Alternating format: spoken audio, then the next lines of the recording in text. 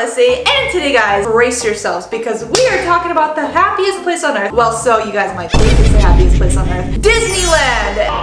As you guys know, I absolutely love Disneyland. You couldn't tell. I have the Haunted Mansion going here in the background because I love that ride. I grew up in the city of Disneyland. Well, I was born in the city of Disneyland, Anaheim, California, and I've been going to the Disneyland parks ever since I was a little girl, a little Lyssy. And today I want to dig deep into the spooky side of Disney and talk about some of Disney's lost mysteries, scariest things that have happened in the park, disasters, and even kids going missing. And a lot of the Disney conspiracies and rumors as well, because there's a lot of things online about Disneyland that I don't even know if they're even true. Today we're going to be talking about them. Also, if you guys are new to the channel, be sure to subscribe to join the family and comment down below what is your favorite Disney character, because I'm just curious. Mine is currently Bam because it kind of reminds me of my dog, but I also love Stitch. That's up there too for me. Anyways, moving along the point, Disneyland, when we think about it, is literally, like I said, the happiest place on earth. We couldn't even imagine something going wrong because every time we step into a Disney park, we're so immersed into a different land. They have Adventureland, they have Tomorrowland. It feels like you're just in this different atmosphere and you couldn't even think about anything dark or scary when you're surrounded by Mickey-shaped popsicles, you know, cartoon characters from your favorite Disney movies, and tons of good food and fun rides, right? Wrong! Disney has some very dark stories, and we're gonna go all the way back actually to the beginning of Disneyland, and this is something that a lot of us never even thought about, and I didn't think about until today, really. The opening day of Disneyland was a complete disaster, and here is why. So Disneyland opened July 17th of 1955, and the day that Disneyland actually opened was known as the Black Sunday because of how dangerous and disastrous the opening of the Disneyland park was. Some areas of the Disney park were unfinished, and construction workers were struggling to actually finish the projects they had to finish to open up Disneyland Park that day. Disneyland's opening day was disastrous by many different accounts. The park was not quite ready at all for visitors because of all the construction. It ran out of food and drinks. There was counterfeit tickets that led to unexpectedly large crowds, and shoes even got stuck in freshly laid asphalt in 100-degree California heat. And worse than that, Walt had to make the decision that the construction workers were wanting them, like, hey Walt, should we finish the Disneyland bathrooms today before opening, or should we finish the water fountains? And Walt told them, finish the bathrooms, because obviously, you know, you'd think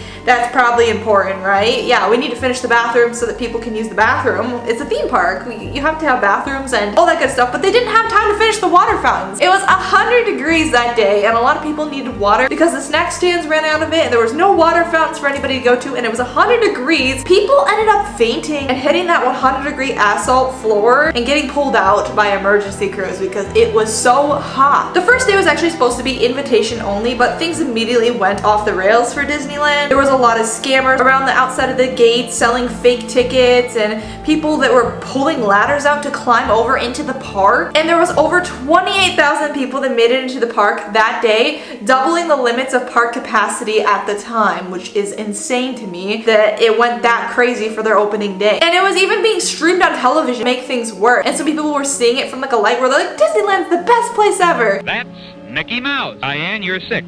Where would you like to go of all the places in Disneyland? To the great big castle where Sleeping Beauty is. Oh, you want to go to the castle. Lois, you take them all to wherever they want to go. But they didn't see all the chaos that was going on behind the scenes at the actual park. Rides were breaking down, people were fainting and pushing through crowds and sneaking into the park. It was just one big darn disaster. And so that's how the opening day of Disney went, okay? It was not a good time. Even though it'd be crazy to see it, not a good time to actually live in. Another crazy dark Disney secret was one of Disney's abandoned water parks. Did you guys know that they had an abandoned water park? Well, I didn't. So this water park was just outside of Magic Kingdom near Fort Wilderness Resort and Campground. This land actually used to be home to the first Walt Disney World water park, River County. Not many Disney fans have actually heard about this, but it opened back in 1976 as one of the first fully themed water parks in the world. It was themed as a Tom Sawyer swimming hole, and it was unique in that the attractions used filtered fresh water from Bay Lake. There's actually some photos online of how it looks abandoned now or abandoned at the time. I don't know, either one. Disney ended up closing this water park in 2001 and let it sit untouched for years. There was a lot of speculation and rumors and conspiracies as to why Disney ended up closing this water park, and some of them were pretty wild and crazy. Some actually believe that it was due to some sort of brain-eating amoeba that infected the park's water, and Disney freaked out because people were getting sick with this parasite or amoeba eating their brains out. I don't know how true that is, but that's a conspiracy. And that rumor actually most likely began because of the death of an 11-year-old boy who died in 1980 from a case of amoebic meningitis, I can't say that word, while he visited the water park. So while he was there, he died of that amoeba coincidentally. Kind of scary. Other theories claim that the park ended up closing down due to 2 guests who died in the park in the 80s drowning in this water park, which is very unfortunate and sad. However, the more likely reason is that Disney chose to close the water park because Blizzard Beach Water Park and Typhoon Lagoon Water Park had built and grown in their popularity, and people didn't want to go to this other one as much as they wanted the other water parks because they were bigger and better and newer. But the land had been sitting abandoned with the water turning green and brush growing over the area until recently when Disney began working on a new planned hotel called Reflections, a Disney Lakeside Lodge. So that's the story of Disney's abandoned water park and possible deaths and amoebas that took over someone's brain, so that's fun. So now we're gonna actually get onto some darker subjects that are pretty sad and scary, and this one is about possible kidnappings or kids going missing at the Disney parks. There was a rumored kidnapping ring that scared guests in 1987. A 16-year-old boy was sent out to Disney parking lot to bring the car around to the front to pick up the rest of his family. He was followed by a pair of men who kidnapped him at gunpoint at the Disney park with his own car and drove off all the way to Santa Ana, where they drove off and dropped him off unharmed. The 2 men were arrested the next day in Los Angeles, but the abduction fueled rumors that had been going around for a few years back to the market of kidnapping at Disneyland. I didn't even know that there was rumors about this, but there's a lot of different rumors about kids that have apparently gone missing at Disneyland, and to this day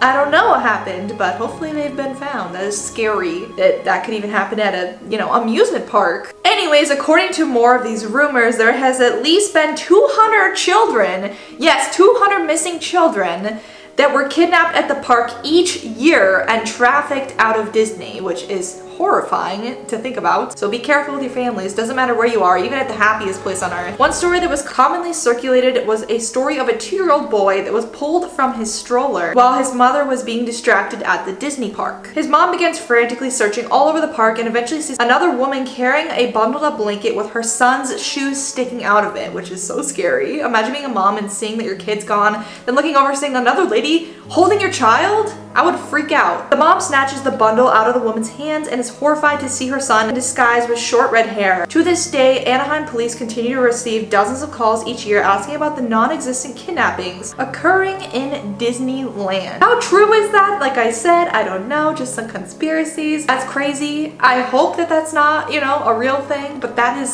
scary that people online think that there has been that many kidnappings or missing children that have gone missing at the Disney park. And last but not least, we're going to be talking about a guest who might have lost their leg on the Space Mountain ride. Yes, they lost a leg. So Space Mountain is obviously a roller coaster in the Disney parks. It's space themed, it's pretty fast, it's actually really fun. It's one of my favorite rides. One of the people that was riding Space Mountain had an artificial leg. Yes, you already know where this is gonna go. This person wanted to ride Space Mountain no matter what, didn't care about their artificial leg, didn't think much about it, so they wanted to get on the ride, so they did. So they knew that this ride takes off pretty fast, so when you get on and off the ride, it shoots off really quick. You have to get out of it at a certain time. And he was unassisted for some reason, so when he was getting on and off of the ride, apparently when it was trying to move for the next cart of people, his leg got stuck in the track, and when the cart moved, his artificial leg was ripped off of him. I don't know if that's a rumor, but if so, that is awful. Apparently, luckily, the artificial leg was not